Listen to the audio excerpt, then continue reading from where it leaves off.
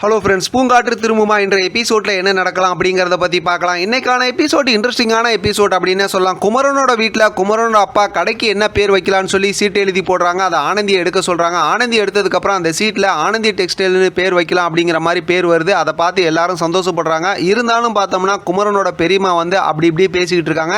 இருந்தாலும் ஆனந்தி எல்லாரும் பேசி ஒரு கட்டத்தில் வந்து சமாதானப்படுத்திடுறாங்க. இப்போ பார்த்தோம் அப்படின்னா ஆனந்தி அவங்க ஃபேமிலியிலேருந்து அவங்கெல்லாம் கிளம்பி போனதுக்கப்புறம் இப்போ அதை குமரனோட பெரியம்மா கிட்ட எல்லாம் பேசி அமுச்சு விட்றாங்க. இங்கே வீட்டில் பார்த்தா குமரனோட அதாவது ஆனந்தியோட வீட்டில் இருக்காங்கல்ல, அவங்க அப்பா அம்மா கிட்ட வந்து ஆனந்தி வந்து கொஞ்சம் கோவப்படுறாங்க. என்கிட்ட நீங்களாம் கேட்டிருக்கலாம் அப்படின்னு அதையும் பேசி அவங்க சமாதானப்படுத்திடுறாங்க.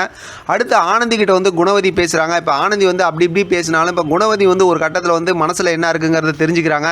இப்போ இன்பா வந்து குமரனை கல்யாணம் பண்ணிக்க போகிறாங்க. அந்த இடத்துல நம்ம பிஸ்னஸ் பண்ணால் அது நல்லா இருக்குமா அப்படின்னு பேசும்போது இப்போ குணவதி வந்து ஆனந்தியை பேசி சமாதானப்படுத்தி அங்கேருந்து கிளப்பிடுறாங்க.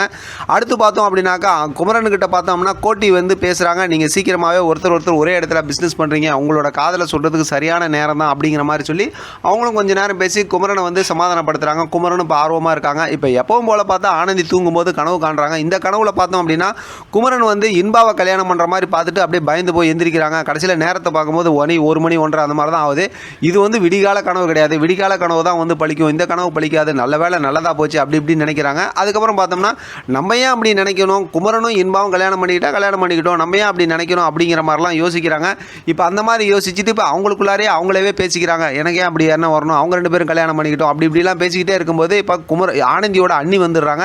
என்னம்மா நீயே எந்திரிச்சு உட்காந்து நீயே பேசிக்கிட்டு இருக்க அப்படின்னு கேட்கும்போது அது ஒன்றும் இல்லை, நீ தூக்க வரல அப்படி இப்படிங்கிற மாதிரி சொல்லி சமாளித்து அவங்க அண்ணியை அமுச்சு விட்டுட்டு அதுக்கப்புறம் ஆனந்தி பார்த்தோம் அப்படின்னாக்கா என்ன நினச்சிருப்பாங்களோ அப்படிங்கிற மாதிரி ஒரு மாதிரி வெக்கப்படுறாங்க. ஆக மொத்தத்தில் பார்த்தோம்னா ஆனந்தியோட மனசுலையும் பார்த்தா குமரன் மேலே வந்து ஒரு ஆசை, ஒரு காதல் வந்துருச்சு அப்படின்னு தான் சொல்லணும். சூப்பராக ஸ்டோரியை கொண்டு போயிட்டு இருக்காங்க. நமக்கெல்லாம் நல்லாவே தெரியும், ஏற்கனவே நம்ம எதிர்பார்த்த மாதிரி இந்த மூமெண்ட்லாம் கொண்டு போய்கிட்டு இருந்தாலும் இடையில ஏதாவது ஒரு குட்டிகளாட்டம் பண்ணுற மாதிரி அந்த ஆனந்த் இருக்காங்கல்ல, குமரனோட அண்ணன் இருக்காங்கல்ல, அவங்க வந்து ஆனந்தியை கல்யாணம் பண்ணிக்கிற மாதிரி ஒரு எமோஷனல் மூமெண்ட்லாம் இடையில கொண்டு வருவாங்க. ஆனால் இது எல்லாத்துக்கும் மேலே வந்து பெரிய ஒரு ஹைலைட்டான ஸ்டோரி எப்போன்னு பார்த்தோம் அப்படின்னாக்கா இவங்களோட கல்யாண ஏற்பாடு நடக்கும்போது தான் வீரா வருவார்.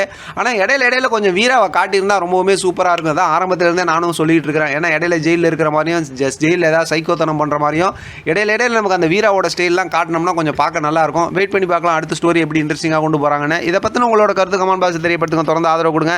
தேங்க்யூ ஃப்ரெண்ட், தேங்க்ஸ் ஃபார் வாட்சிங்.